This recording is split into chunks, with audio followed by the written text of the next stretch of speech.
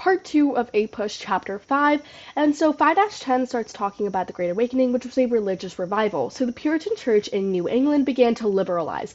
It created Arminianism, I hope I'm saying that right, but it's the belief that salvation is offered to all humans, but is conditional on acceptance of God's grace, which is the complete opposite of what Calvinism says, where there are destined elite that will always be salvated, that will always reach salvation, and people who aren't those elite will not reach salvation. And it also conceded that spiritual conversion was not needed for church membership, which was a direct opposite to what the Puritan Church was like in the early colonial days. And the Great Awakening was a religious revival in colonies all across the American colonies by Jonathan Edwards and George Whitefield. Their sermons would either be fair warnings of hell, or they'd be sermons about human helplessness and how we must help others to reach God's grace and to reach salvation. It was an emphasis on emotive spirituality and salvation through good works. Old Lights were traditional people who were skeptical of the Great Awakening, whereas New Lights defended the awakening and the emotionality of the Great Awakening and spiritual awakening. Okay, in 5-11 we kind of shift to education in these American colonies, and so in New England education was kind of highly valued because it allowed people to read the Bible, and since New England was a very religious Puritan society, education was highly valued there.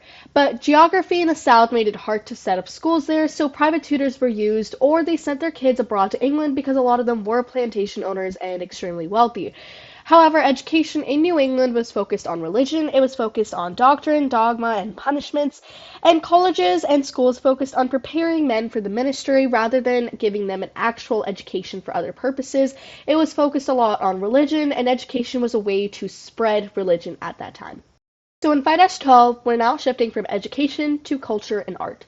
Art and culture was tied with European and British tastes because a lot of the New World colonists still had ties to England, and their taste and their preferences were tied to European and British tastes, especially architecture. Architecture was imported from the Old World, and there were a lot of ties in architecture in the American colonies to architecture in England at that time. And Poor Richard's Almanac, created by Benjamin Franklin, was a widely read annual pamphlet, and it created pithy sayings, it had virtues, it had information about industries, morality, and common sense, and there is still an almanac that goes around today, and it's basically it took inspiration from Poor Richard's Almanac from Benjamin Franklin. And we also talk about Benjamin Franklin as a scientist in the New World. He created electrical experiments. His key to the kite experiment, for example, is an example of that. And he also created the highly efficient Franklin stove in the American colonies. So in this one, they're talking about the pioneer press, which is basically just like talking about how newspapers were created in the New World. So a South Carolina merchant in 1774 advertised the arrival of shipment of printed items, and these hand-printing presses cranked out pamphlets such as Poor Richard's Almanac, and by the time of the Revolution there were 40 colonial newspapers, and this actually helped boost communication about the Revolution, and it was a powerful way to rally support against the British during the time of the Revolution.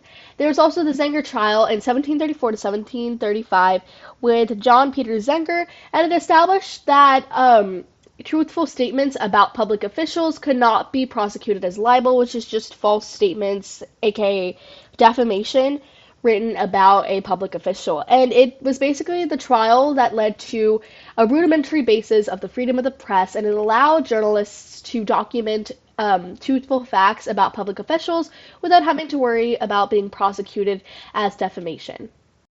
Chapter 5, as you might have seen so far, mainly talks about how the things that happened before the Revolution contributed to the Revolution, and things like the newspaper and their place in the Revolution. So 5-14 talks about the different governments that these colonies had.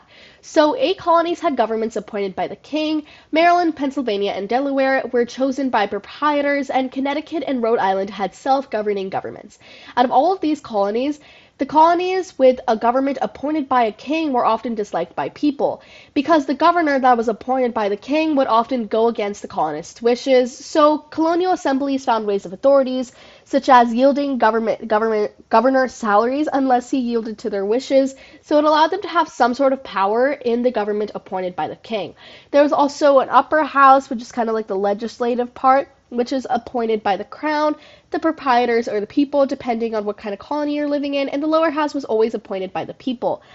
And the administration was kind of set up like there was a county government ruled in Plantation South, there was a town meeting government in New England, and a mix of both in the middle colonies. The county government rule in plantations were led by the elite. In New England, they were kind of mixture of just church. Town meetings were kind of considered right after church meetings, and the middle colonies had a mix of both. But there was a religious or property requirement in every single colony, and it was surprisingly easy for these colonists to meet these requirements, but many of them chose not to vote, but they still had the right to get rid of any official that is not doing their job right out of office. So, colonial life was hard. In fact, there was a lack of heating, plumbing, running water, and garbage disposals, but these colonists did find a way to obtain amusement and find a way for entertainment. So, in the North, for example, winter sports was very common, and in the South, people played cards, they rode horses, and it was a very popular thing in the South to go hunting. Dancing was also a very, very popular thing in the South, but it was legal in the North due to Puritan society values. They also set up lotteries to get money for churches, both in the North, middle colonies, and the southern colonies. And stage plays were popular in the South, but frowned upon in the North because, again, of their values. They also had holidays such as Christmas and Thanksgiving. Thanksgiving was a very, quote, American holiday at that time, but Christmas was frowned upon in the North.